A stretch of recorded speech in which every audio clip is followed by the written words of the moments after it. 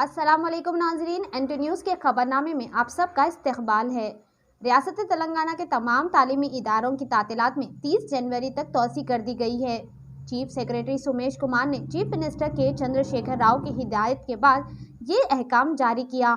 मालूम हुआ कि ये फैसला तेलंगाना समेत मुल्क भर में बढ़ते हुए कोविड के मामलात के पेश नज़र एहतियाती इक़दामात के तौर पर लिया गया है। इससे कबल रियासती अहकाम से 8 से 16 जनवरी तक तमाम तालीमी इदारों में तातीलात का ऐलान किया गया था।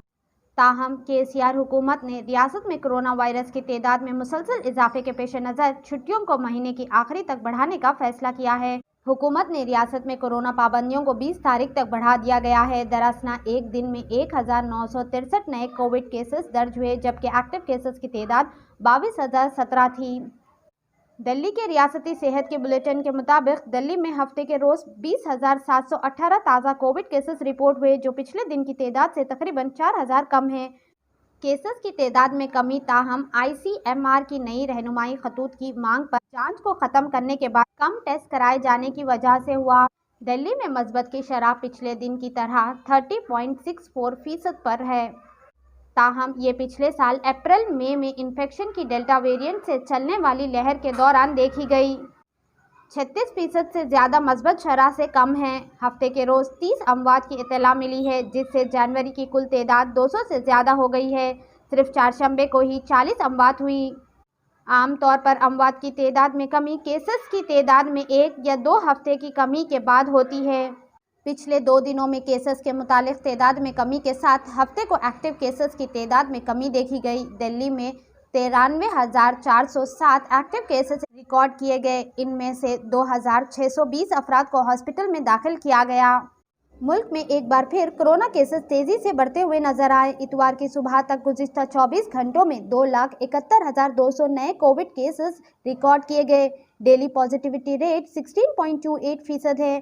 ताज़ा इन्फेक्शन कल के मुकाबले में 2,369 ज़्यादा है। हफ्ते के रोज़ हिंदुस्तान में 2,68,833 ताज़ा कोविड केसेस दर्ज हुए, जबकि एक्टिव केसेस 15,50,377 है। एक्टिव केसेस की पॉजिटिविटी रेट 4.18% है। गुज़िश्ता 24 घंटों के दौरान 314 अफराद इन्फेक्शन का शिकार हुए हैं। हेल्थ मिनिस्टर के मुताबिक पिछले 24 घंटों के दौरान 1,38,331 अफराद कोविड इन्फेक्टेड से सेहतयाब भी हुए हैं। सेहतयाबी की शरह फ़िलहाल 94.51% है। मुल्क में अब तक कोविड के ओमिक्रॉन मुख्तलिफ किस्म के 7,733 केसेस का पता चला है। तेलंगाना में बढ़ते हुए कोरोना वायरस के मामलात के पेश नज़र रियासत के चीफ मिनिस्टर के चंद्रशेखर राव कैबिनेट की मीटिंग करेंगे। चीफ मिनिस्टर की क़ियादत में प्रगति भवन में कल दोपहर 2 बजे मीटिंग होगी, जिसमें कोविड के मुतालिक अमूर पर तबादला ख्याल किया जाएगा। तेलंगाना हुकूमत ने इतवार को तमाम तालीमी इदारों की तातीलात 30 जनवरी तक बढ़ा दी है। आज शाम 5:30 बजे तक तफसीलात फराहम करते हुए एक बुलेटिन में कहा गया कि ग्रेटर हैदराबाद म्युनिसिपल कॉरपोरेशन में 1075 के साथ सबसे ज़्यादा तादाद रिकॉर्ड की गई। इसके बाद रंगारेड्डी 168 और मिर्चल मलकजगिरी 150 केसेस रिकॉर्ड किए गए। तेलंगाना रियासत के legislative assembly speaker Pocharam Srinivas Reddy एक बार फिर कोरोना वायरस से मुतासर हुए। हफ्ते के रोज़ हल्की अलामत के साथ इनमें कोरोना वायरस की तशख़ीसी हुई है। डॉक्टरों की हिदायत पर असेंबली स्पीकर पोचारम को गच्चीबौली के AIG हॉस्पिटल में एडमिट किया। स्पीकर पोचारम श्रीनिवास रेड्डी ने कहा कि जिन लोगों से पिछले कुछ दिनों से इनसे राब्ता किया गया है, इन्हें कोविड टेस्ट कराना चाहिए और मुनासिब देखभाल के साथ घर में अलग रहना चाहिए। पोचारम श्रीनिवास रेड्डी को पहली बार गुज़िश्ता साल नवंबर में कोरोना वायरस हुआ था। CBSE क्लास 10 की सेकेंड टर्म शीट 2022 इसकी ऑफिशियल वेबसाइट पर PDF फाइल में दस्तयाब होगी। cbse.government.in central board of secondary education CBS ने क्लास 10 2022 का इम्तिहान के 2 टर्म यानी टर्म 1 एंड टर्म 2 क्लास 10 2022 का इम्तिहान नवंबर से दिसंबर 2021 से मुनक़िद करने के लिए तैयार थे, लेकिन तालिबा इस फैसले से खुश नहीं थे। गुज़िश्ता साल CBSE कोविड की दूसरी लहर की वजह से 10th के सालाना इम्तिहान को मनसूख कर दिया था। CBSE की इम्तिहान कमेटी ने 10th के इम्तिहान को 2 शराइत में मुनक़िद करने का फ़ैसला किया है। टर्म 1 इम्तिहान ऑब्जेक्टिव टाइप होगा और इसके लिए वक्त 90 मिनट होगा। CBSE बोर्ड क्लास 10 टर्म 1 2022 के इम्तिहान मौसम सरमा की वजह से صبح 11:30 بجے شروع ہوں گے۔ ٹرم 2 کلاس 10 کے امتحان کے لیے جعلی CBSE date sheet 2022 social media platform پر پھیل رہی ہے۔